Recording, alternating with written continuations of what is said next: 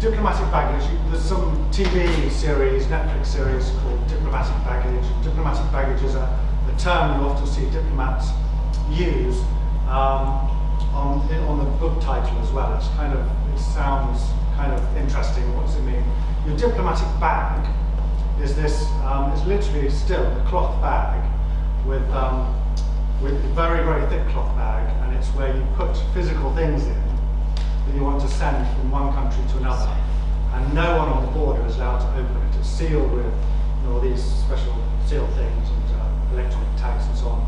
It's literally a bag about that size. I have one at home because when I was a diplomat, my boss said, "Why don't you take this diplomatic bag home after it being used once?" He said it would be worth something one day. I was really scared, taking something home from the government, but I did, and I kept it. It's on my wall now. But diplomatic bags are used to send things in secret across borders, and if anyone ever opens it, then at that point a diplomatic rule has been broken. So the Vienna Convention has been broken, and you're breaking the laws of diplomats being in each other's countries. So that's what a diplomatic bag is. A diplomatic baggage is what you send out to the embassy when you're moving abroad. So when you move to Berlin as a British diplomat, you send a whole load of stuff, all your baggage, and it goes into a house near the embassy, and then you can live there with your same stuff that you had back in Britain. But for me, diplomatic baggage was, I worked in the private sector for 10 years whilst trying to get into the diplomatic service. And then when I was in the diplomatic service, which is the public sector, I had all this wealth of information, all this experience from working in companies. I couldn't necessarily use it in government as I thought fit. So some of the stuff that I'd learned in the private sector, like running a team of 200 people, managing a team of 200 people, I found out didn't exactly translate into government. So then I was applying for jobs abroad as a diplomat, and they were saying, "Have you ever managed a team of 2 diplomats?" And I said, "Well, I haven't, because I'm a fresh diplomat, but I've managed a team of 200 outside." And they said, no, that's not right. We need someone with experience of managing 2 diplomats.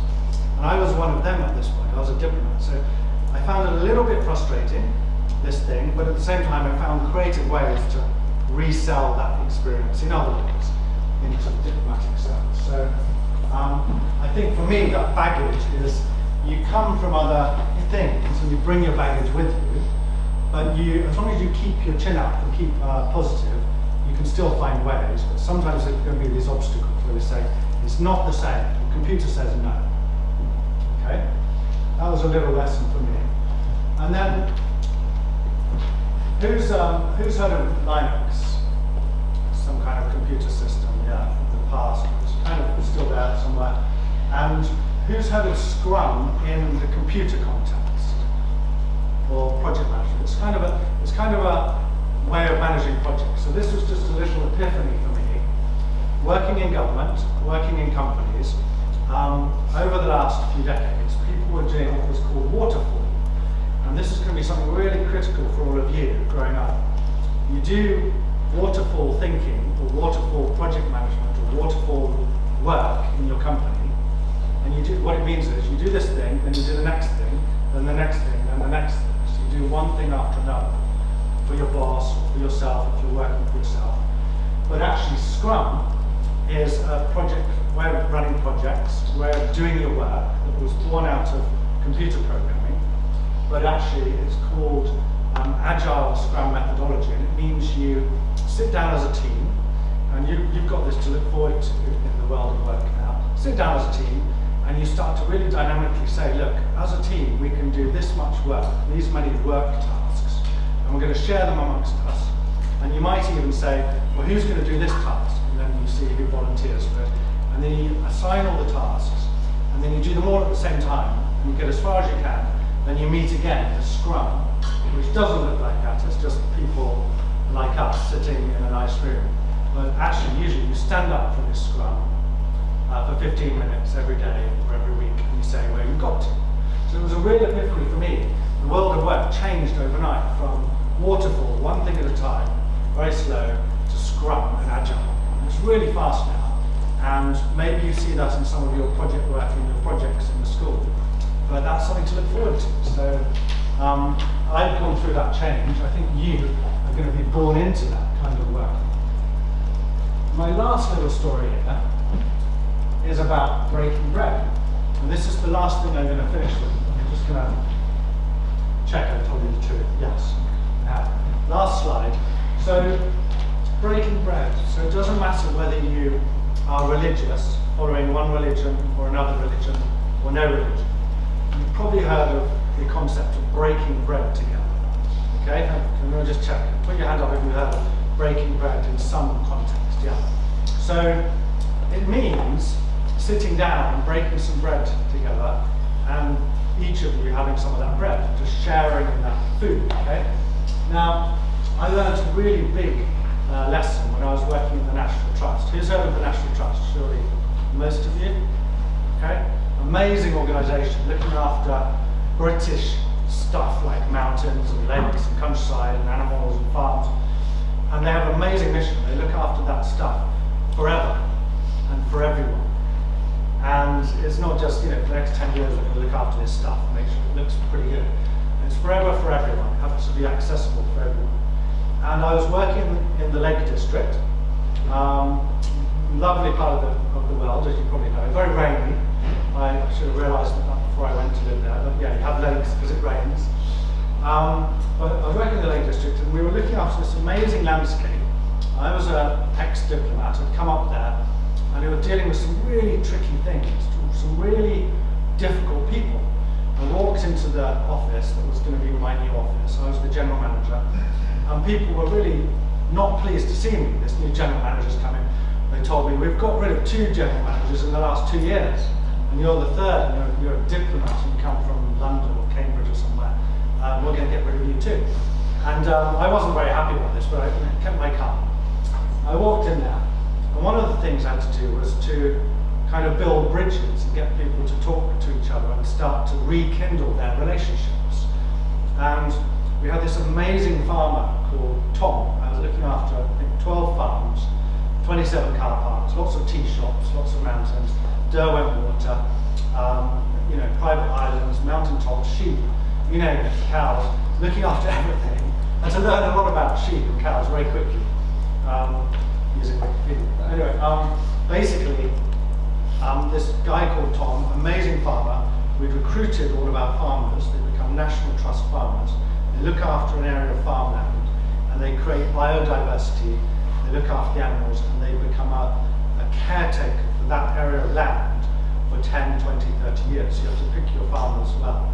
Tom was amazing, young, dynamic. He really believed in biodiversity, and we put him into this beautiful farm area near Buttermere, I think it was, in the Lake District.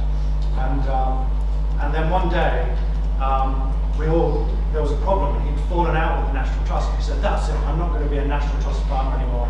I'm not going to help you with your biodiversity. I'm going to jack it all in, move away to a farm in Yorkshire or something. And I've had it. I've been bullied in this area. Other farmers have been horrible to me, and you haven't supported me in the National Trust, and you haven't given me the resources I need to do what I'm doing. And I thought, crikey, this is terrible. My lead ranger, Penny, came in and told me all this. And I thought, this is awful. This is the last person we want to lose as a farmer, as an ambassador of what we do. And so I did the only thing I could think of, and go into this panic. And I drove to the local supermarket, bought some delicious baguettes and bread, okay? Some delicious Parmesan cheese. I think I had some cheddar as well.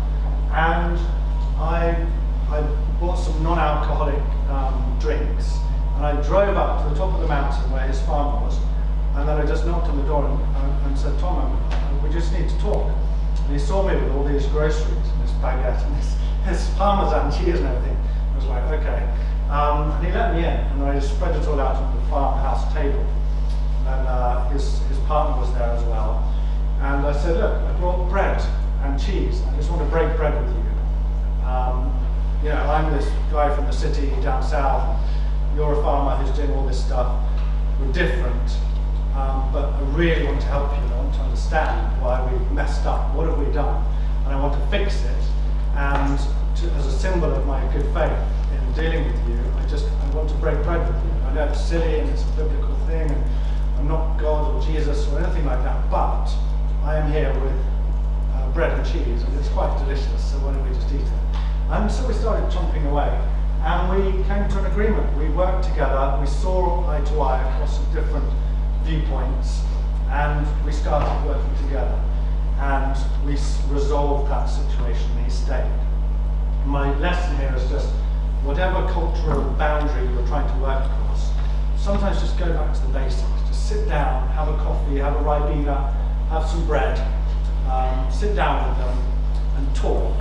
And whether you're speaking French or German, or Italian, or Latin, weird if you're speaking Latin, but anyway, I guess some people do. I might be saying the wrong thing now.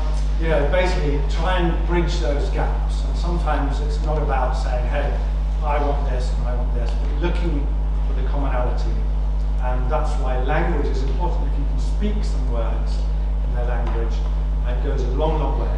But if you can just meet eye to eye and put the phone down, put the laptop away, and look in each other's eyes and eat a piece of bread together, you're going to go a long way. It really resolves problems. So I swear to you.